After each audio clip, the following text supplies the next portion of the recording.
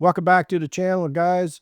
If you're thinking about buying the Samsung Galaxy Watch 7, stop for a second and watch this video because it just might help you decide if it's for you. Because this watch does some things shockingly well, especially with health tracking, but there's one thing about it that could completely ruin the experience depending on the kind of user you are. This is not a deep tech teardown or breakdown. I'm not walking you through every button and every step and tile. I'm going to tell you exactly what matters, what doesn't, who this watch is for, and who it should absolutely avoid it. So let's get to it. What you get and what you don't. In the box, you get the watch, the magnetic USB-C charging cable, a quick start guide, and that's all you get. I want to say something very important. You do not get a charging brick. It is a USB-C only, so if you don't already have a USB-C wall adapter, you'll need to buy one separately. If you're ordering this watch, I'd recommend ordering the charging block at the same time so you're not stuck waiting to have to charge it. Another quick note too, the included strap runs small. If you got large wrists or you work out and you got thicker forearms, you may find yourself near the last holes on this band. Is it a big deal? No, because these bands are easy to swap out, but it is something to know before you buy it. Getting it up and running, what does it involve? It is straightforward setup. You'll need the Samsung Wearable app. You'll need the Samsung Health, and you'll need the Health Monitor app. Once the watch is charged, you can pair it through the wearable app, customize your watch faces, choose which apps and tiles you want, and you're good to go. It's very beginner friendly. If you've ever set up a Bluetooth earbud or anything like that, you'll handle this quite easily. I want to talk about the weakest part of this watch, and that is the battery life. With battery saver on, you can expect about 20 to 22 hours in real world. That's everyday charging. And that's from my experience, and I'm not a heavy smartwatch user. I don't use it for text, and I don't answer calls. And I don't use every feature for the health every day. So I get 20 to 22 hours. Now, if I go a day and I don't use almost anything, any of the features, I can get the longest I've gotten is almost a day and a half. I'm trying to be as honest as I can, and that's the maximum that I've ever had. You will charge it every day, guaranteed. If you track your sleep, you want to get text and answer calls, you want to use the health monitoring, you check notifications regularly, so you'll be charging it every day. Now, if you're the type of person who doesn't mind putting it on the charger overnight like your phone, this may not bother you at all. But if you're coming from something like an older fitness tracker, if you're buying it for that, which is not necessarily a good thing, that used to last a week, this will feel like a major downgrade. There is a watch-only mode that dramatically extends battery life, but at this point, you're only wearing a digital watch, and that goes against all the reasons somebody would buy a smartwatch for. The health and fitness, this is my opinion, this is where the Watch 7 stands out. It has step tracking, big deal, right? But let's get that out of the way, okay? Everybody tracks their steps. The step tracking is very accurate. It's noticeably better than many basic fitness trackers and better than my other smartwatches. With that said, it still will count extra steps during activities like yard work or any vibrations. And it will give you extra steps when you're walking. But it's still overall very solid. The blood pressure monitoring, this one surprised me. You do need to calibrate it with a real pressure monitor, okay?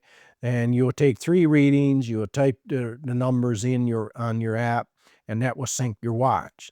But once it's calibrated, impressively close, usually within a point or two. And you'll have to calculate that every month if you want to use it.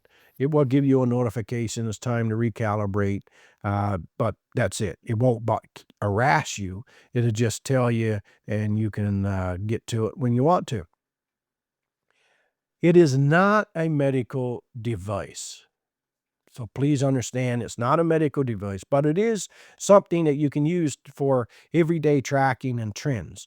It's very useful to help track your health.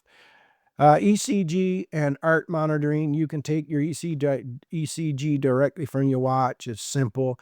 Place your fingers on the buttons and it records your reading. Quick and convenient.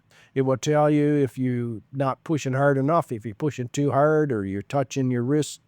And it will even tell you to lick your fingers if your fingers are too dry and it can't send the pulse through the body. Body composition, body fat and muscle calibrations. That's another feature I didn't expect to like as much as I do. And if you don't know what that does, it estimates your body fat percentage, your muscle mass, your body water, along with all kinds of other things, right? You can put in your weight, the height, your desire for if you want to lose weight, how much weight you want to lose, put in your water that you drink. It's a whole array of things, right? And for something on your wrist, it's surprisingly close to online medical calculators and other methods. So if you're trying to lose weight and track fitness progress, it's a helpful tool. Sleep tracking and night score. If you wear it to bed, it gives you a sleep score and a sleep data, I should say, and a nightly score. Useful if you're serious about improving sleep habits. But remember, tracking your sleep means that you definitely need to charge it throughout the day because you're using a lot of battery to monitor your night habits. Smart features and apps. This is a true smartwatch, not just a fitness tracker. You can handle your calls, your texts, your notifications, your calendar, your weather, you can record audio. You got your timers and calculators. Basically whatever apps you can get on your native Android, then you can have on your watch. Not all, but there's a lot of them. I want to talk about something that I like, is the camera remote. The camera remote is especially nice. You can see yourself when you're in or out of frame. You can take pictures. You can start and stop recordings. Just remember a little thing, a little tip. If you swipe away from the camera app, it's going to stop recording as of this recording. Small thing, but can save you some aggravation. The navigation is smooth. You can swipe between tiles, customize what shows up, and even scroll using the digital, what they call it, the bezel. And it feels modern and it's very, very responsive. A lot better than my other smartwatches where you keep swiping sometimes before it would do what you want. So who is this watch for? You're probably going to love this watch if you're already in the Samsung ecosystem, if you care about the health tracking, and you want the blood pressure and ECG features. You don't mind charging it every day, and you actually want the strong smartwatch features, not just the step tracking or something like that. You may want to skip this if battery life is your number one priority. And if you only want a simple watch or you don't care about advanced health features. My final thoughts on the Galaxy 7 is a powerful smartwatch with impressive health features, especially the blood pressure and the body composition tracking. The trade-off is battery life. If Samsung improves that in the future, this would be close to a perfect smartwatch. And as it stands, it's a very capable watch. It's just one you're going to have to charge every day. There is another option. The wife has the next one up, the big 44 or 45, and she gets 2 days. And she's a heavy smartwatch user, so she gets 2 days, she said. So there's that option. But if you're okay with all that, and you actually use the health tools, it's a strong recommended buy. If not, you might want something simpler with longer battery life. You just can go. There's a lot of really nice digital watches for a lot less. Hopefully this helped you decide on this particular item. Let me know if battery life is a deal breaker for you, or is all the health features worth it. If you haven't subscribed, please consider doing so. Give the old thumbs up, the whole handshake, give hit the bell, and comment. And hopefully see you back here on the next one.